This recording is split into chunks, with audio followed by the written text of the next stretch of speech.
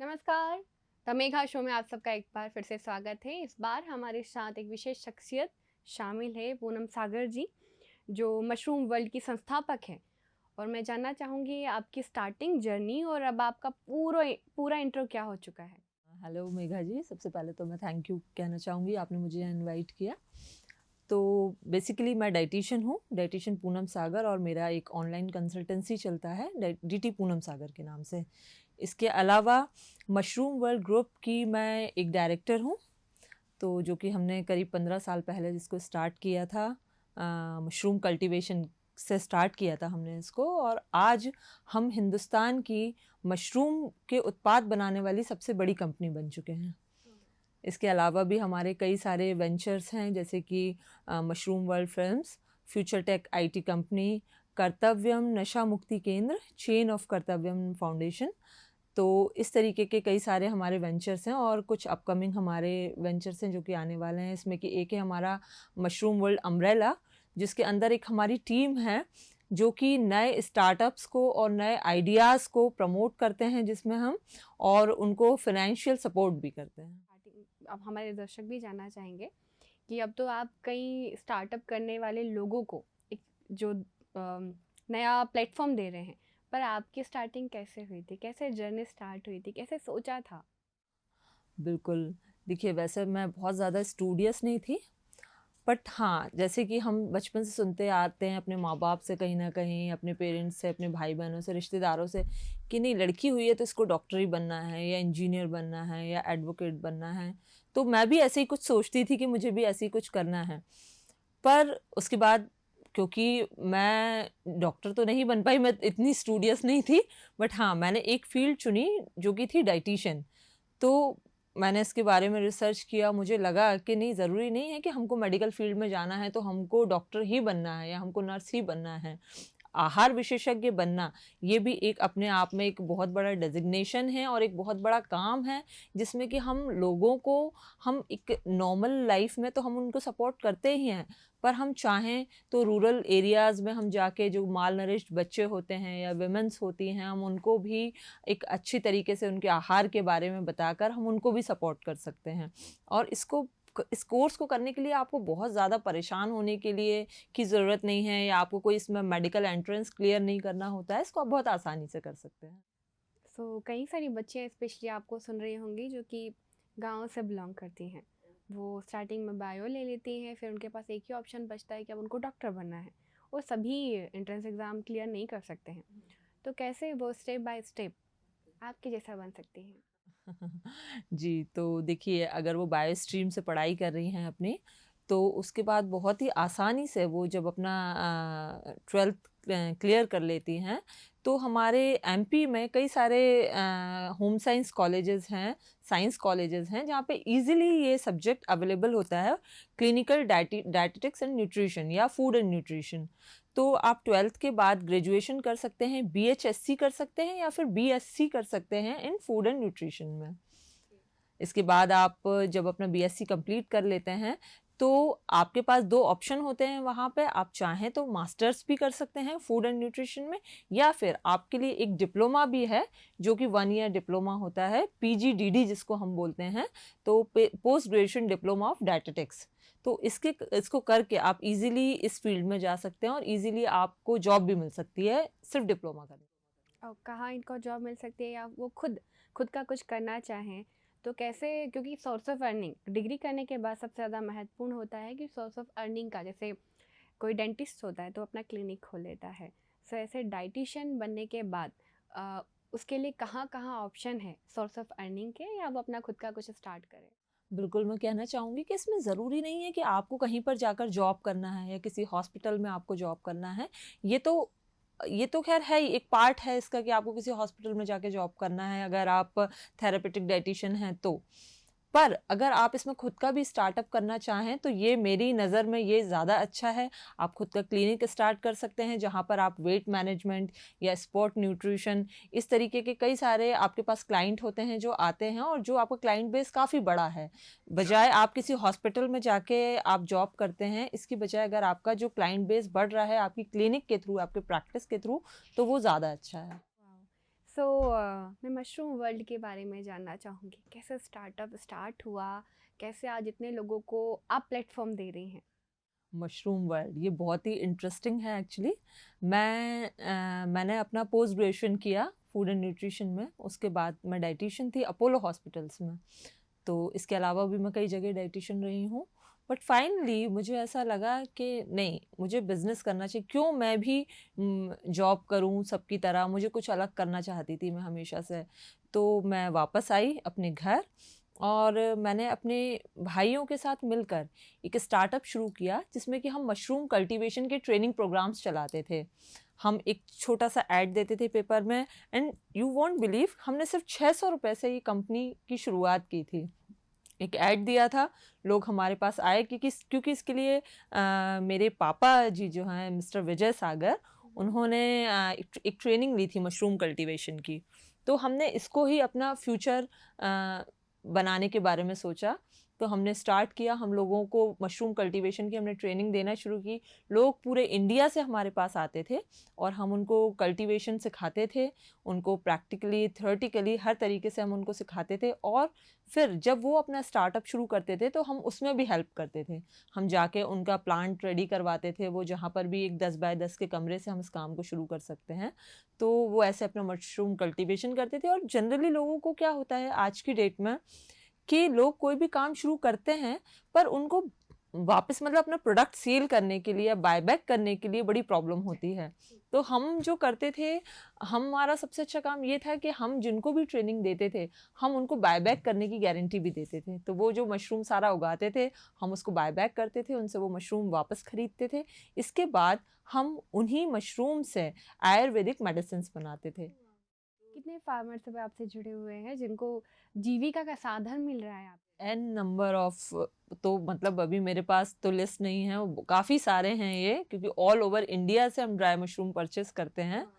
और अभी we have our own manufacturing unit. तो हमारी मैन्युफैक्चरिंग यूनिट है जहाँ पर हम मशरूम से ही प्रोडक्ट्स बनाते हैं और ऑल ओवर इंडिया हम उनको सप्लाई करते हैं, जिसमें कि वेट गेन करने के लिए, वेट लूज़ करने के लिए, डायबिटीज़ के लिए, mushroom pickle, mushroom energy powder, इस तरीके से हमारे बहुत सारे प्रोडक्ट्स हैं जो हम ऑल ओवर इंडिया सप्लाई करते हैं। एक आम व्यक्ति का प्रश्न मैं पूछती हूँ, जैसे मुझे मशरूम खरीदना है तो मुझे मशरूम के बारे में पता तो है कि इसमें क्या क्या होता है, मैं क्यों खरीदूँ? तो ऐसा क्या है मशरूम में? हाँ, बिल्कुल, मशरूम सबसे ज़्यादा जो जाना जाता है वो उसके प्रोटीन के लिए जाना जाता है। बहुत ही ज़्यादा उसमें अमाउंट होता है, प्रोटीन का कंटेंट होता है। इसके अलावा वो आपकी इम्यूनिटी को बहुत बूस्ट करता है। टेस्ट में तो वो होता ही है बहुत अच्छा, अमाइनो एसिड्स होते हैं उसमें काफ़ी अच्छे।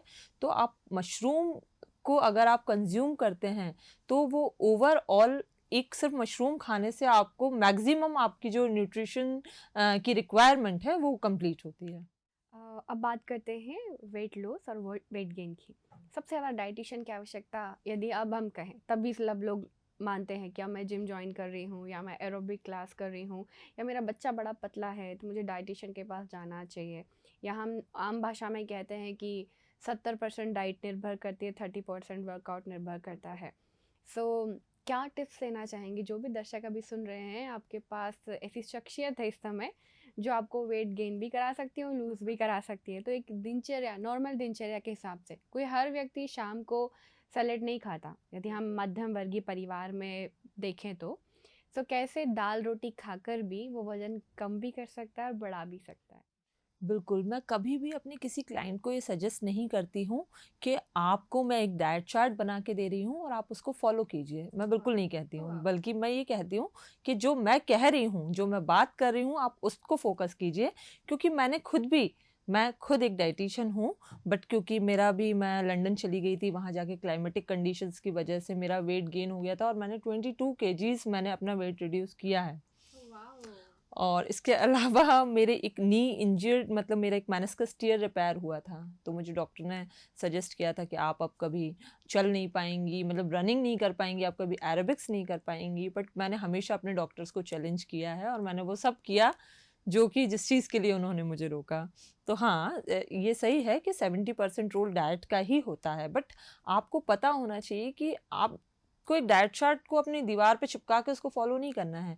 आपको पता होना चाहिए कि आपका रूटीन कैसा होना चाहिए, आपको कब क्या और कितने अमाउंट में खाना है, कितना गैप होना चाहिए आपके खाने के बीच में, आपको शॉर्ट एंड फ्रिक्वेंट मील लेना चाहिए। आपके खाने में जो भी आप न्यूट्रिशन ले रहे हैं उसका पोर्शन आपको पता होना चाहिए कि आपको कितना प्रोटीन लेना है या कितने कार्बोहाइड्रेट्स लेना है। तो ये एक मुझे पता है एक आम जनता के लिए पॉसिबल नहीं होता कि वो पता कर पाए कि हमको कितना, बट ट्रस्ट मी हमारी जो इंडियन डाइट होती है उसमें सब कुछ होता है। तो एक भारतीय थाली में क्या-क्या होना चाहिए हर दिन और तीनों मील में? बिल्कुल, हर दिन आपकी थाली में सलाद होनी चाहिए, रोटी होनी चाहिए। क्या रखना चाहिए? सुबह के नाश्ते में तो हमारे पास बहुत सारे ऑप्शंस हैं क्योंकि हम इंडियन हैं, तो हम पोहा, इडली, उत्तपम या ब्रेड, इस तरीके की चीज़ें हम बिल्कुल आसानी से, जो हम कोई भी घर में बना सकता है, आसानी से हम उनको ले सकते हैं। फ्रूट एंड जूसेस का यूज़, जूसेस फिर भी बहुत कम यूज़ करिए, पर होल फ्रूट ज़्यादा अपने डाइट में इंक्लूड कीजिए। इसके अलावा दही और छाछ जैसी चीज़ों को अपने डाइट में इंक्लूड ज़रूर कीजिए। आपको पता होना चाहिए कि अगर आप रोटी और चावल दोनों ले रहे हैं, तो फिर अगर आप मान लीजिए आप 3 रोटी लेते हैं और आपको चावल भी लेना है और आपकी डाइट की जो आपकी रिक्वायरमेंट है वो 3 रोटी की ही है, तो फिर आप उसमें से 1 रोटी कम कर दीजिए और आप उतना पोर्शन चावल का ऐड कर सकते हैं। और शाम को सब लोग अधिकतर यही कहते हैं कि हम रात को, जो हमारे भारतीय लोगों का रूटीन होता है कि शाम को हम सब थके हारे आते हैं और फैमिली के साथ बातें करते करते पेट के साथ यहाँ खाना पहुँच चुका होता है, तब हम रुकते हैं और अधिकतर वेट गेन करने का यही रीज़न होता है। तो इसके लिए क्या सजेस्ट? देखिए, कोशिश कीजिए कि 7 बजे तक अपने मील को आप फिनिश कर लें, जो लास्ट मील है आपका, क्योंकि कम से कम 12 घंटे की फास्टिंग हर इंसान को करना चाहिए। हमारा जो कल्चर है, इंडियन कल्चर, उसमें हम लोग व्रत रखते हैं या रमज़ान में हम रोज़े रखते हैं, तो इन सब के पीछे एक साइंटिफिक रीज़न है। ये इसलिए नहीं है क्योंकि हमारे धर्म में लिखा है हम इसलिए कर रहे हैं, बट इनके पीछे एक साइंटिफिक रीज़न भी है कि फास्टिंग जो होती है वो हेल्थ के लिए बहुत अच्छी होती है, क्योंकि उस अभी शायद मैं टोक रही हूँ आपको, एक रिसर्च आई थी कि यदि आप फास्ट करते हैं तो आप कैंसर को भी रोक सकते हैं। हाँ, बिल्कुल। इसलिए क्योंकि जब आप फास्टिंग कर रहे हैं तो उस पर्टिकुलर टाइम में आपकी बॉडी को एक टाइम मिलता है अपने आप को हील करने का। तो अगर आप मान लीजिए आप खा रहे हैं, आपने 9 बजे खाया, फिर आप थोड़ी देर बाद फिर बातें करते-करते कुछ खाने बैठ गए, फिर कुछ खाने बैठ गए, तो आप अपनी बॉडी को टाइम ही नहीं दे रहे हैं, आप अपने डाइजेस्टिव सिस्टम को टाइम ही नहीं दे रहे हैं, उसको हील करने का, खाने को डाइजेस्ट करने का, प्रॉपर न्यूट्रिएंट्स को बॉडी में हर जगह पहुँचाने के लिए, तो आप टाइम ही नहीं दे रहे हैं। इसलिए फास्टिंग को इम्पोर्टेंट माना गया है। और कई माँओं के आजकल ये प्रश्न है कि बच्चों को घर का खाना पसंद ही नहीं आता है, उनको वही चाहिए, पिज़्ज़ा, बर्गर, चाउमीन, मंचूरियन, और टिफ़िन भी वो लेकर जाते तो वैसा का वैसा लेकर आ जाते हैं। तो हम ये नहीं कहेंगे कि केवल ऐसी जगह जहाँ खाना नहीं मिलता है वहाँ के बच्चे कुपोषित होते हैं, बल्कि कई जगह हम बहुत अच्छे घरों में देखें जहाँ सब कुछ उपलब्ध है, वहाँ के बच्चे भी कुपोषण का शिकार हो रहे हैं। मोटा होना कभी भी ये नहीं है कि वो बिल्कुल हेल्दी बच्चा है या हेल्दी है। सो बहुत सारी माँओं के समय ये परेशानी है। कुछ बच्चे बहुत ज़्यादा वेट गेन कर लेते हैं और कुछ बच्चे जो होते हैं वो वेट गेन ही नहीं कर पाते हैं। सो मम्मियाँ कई तरह के प्रोडक्ट मार्केट से लाके बच्चों को खिलाती हैं, सप्लीमेंट्स देती हैं। सो उनके लिए मैं जानना चाहूँगी कि उनके बच्चों को वो कैसे हेल्दी रख सकती है आपके डाइट के ज़रिए? बिल्कुल, देखिए जैसे आज अभी से आप कुछ सालों पहले जाएँगे, तो आप देखेंगे बच्चे उतने ज़्यादा माल नरिश्ड नहीं होते थे, बच्चे हेल्दी होते थे। क्यों? क्योंकि तब भी बच्चे बाहर की चीज़ें खाना चाहते थे, पर उस टाइम जो मम्मियाँ होती थी घर में, जो माँ होती थी या दादी होती थी, कोई भी, उन लोगों का एक इंटरेस्ट होता था कि हम जो चीज़ बाहर मिल रही है, हम क्यों ना हम बच्चों को घर में बना के दें वैसी चीज़ें। तो मुझे ऐसा लगता है कि जैसे आप पिज़्ज़ा, आपका बच्चा पिज़्ज़ा खाना चाह रहा है, तो आप उस पिज़्ज़ा को उस तरीके से, आजकल यूट्यूब पे हर जगह बहुत सारी आपको रेसिपीज़ मिल जाएँगी, जिनको आप देख के उस फूड को आप घर में भी बना सकती हैं। ज़रूरी नहीं कि आपको उसके लिए ओवन या माइक्रोवेव की ज़रूरत हो। आप नॉर्मल अपने गैस पे, तवे पर भी वो वैसी चीज़ें बना सकते हैं और हेल्दी वे में अपने बच्चों को सर्व कर सकते हैं। तो जिससे उनको न्यूट्रिशन भी मिलेगा और टेस्ट भी मिलेगा। और मोबाइल से दूर रहना, ये भी एक बहुत ज़रूरी चीज़ है, माँ के लिए भी और बच्चे के लिए भी।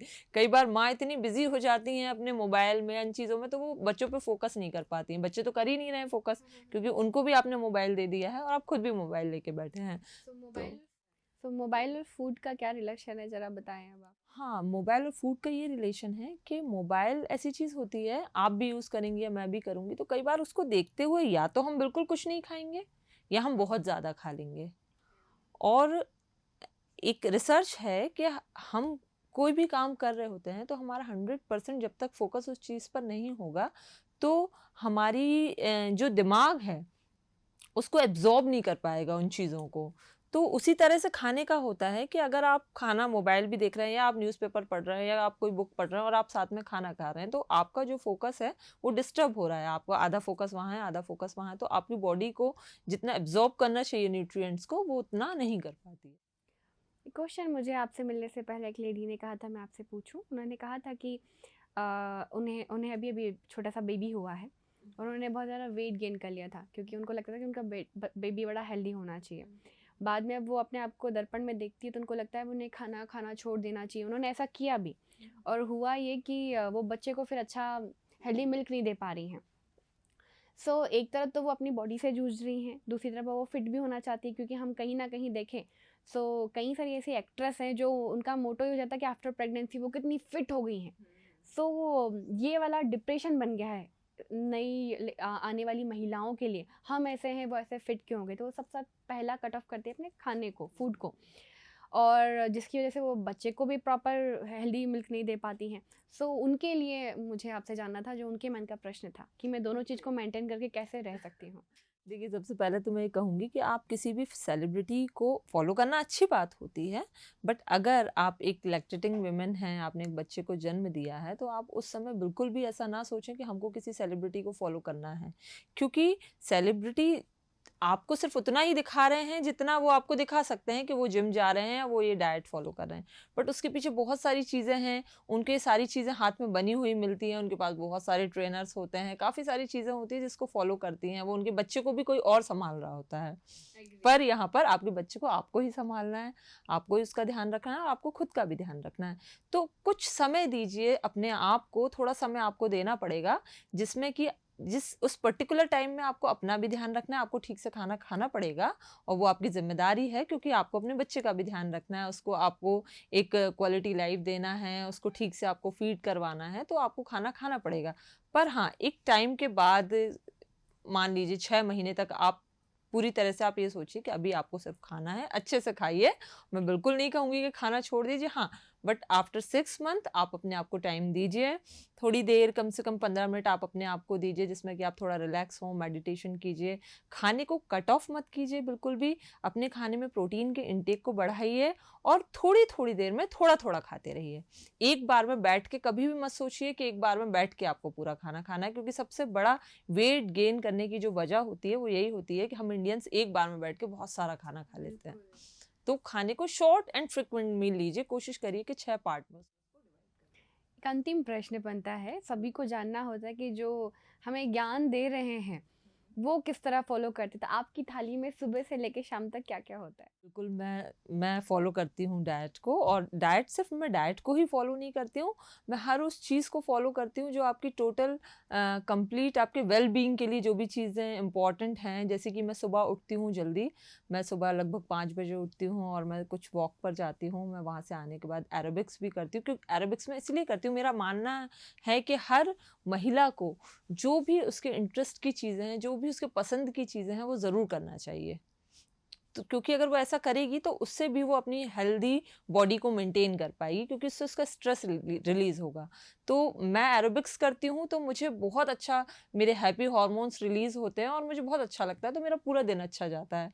तो मैं सुबह उठती हूँ, वॉक करती हूँ, एरोबिक्स करती हूँ, उसके बाद मैं अपना ब्रेकफ़ास्ट प्रॉपर या तो उसमें मैं कोशिश करती हूँ कि मैं कुछ मिलेट्स का यूज़ करूँ, तो मैं मिलेट्स अभी जैसे हमारे respected prime minister Modi ji, वो भी अभी मिलेट्स को बहुत प्रमोट कर रहे हैं, तो मैं एक ये रिक्वेस्ट करना चाहूँगी सभी लोगों से कि मिलेट्स को अपने डाइट में इंक्लूड ज़रूर करें। जैसे कि कोशिश करें कि हम गेहूँ को रिप्लेस करके ज्वार, बाजरा, रागी जो भी है, हम इनको इंक्लूड करें। तो मैं ब्रेकफ़ास्ट में फ्रूट्स लेती हूँ या कुछ स्मूदी लेती हूँ या सत्तू लेती हूँ इसके अलावा फिर मैं लंच में कोशिश करती हूँ कि बहुत लाइट, या तो मैं अगर रोटी ले रही हूँ तो चावल नहीं लेती हूँ, चावल लेती हूँ तो रोटी नहीं लेती हूँ, और या फिर खिचड़ी लेती हूँ, या जो मल्टीग्रेन्स होते हैं हमारा, उसका कुछ भी मैं प्रिपरेशन ऐसा बना लेती हूँ और फिर मैं उसको लेती हूँ। In between lunch and dinner, in between breakfast and lunch, कुछ मैं फ्रूट्स ले लेती हूँ या चने मुरमुरे टाइप की ऐसी कोई लाइट चीज़ ले लेती हूँ,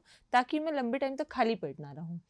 डिनर मैं अपना 7 बजे तक फिनिश कर लेती हूँ एनी हाउ।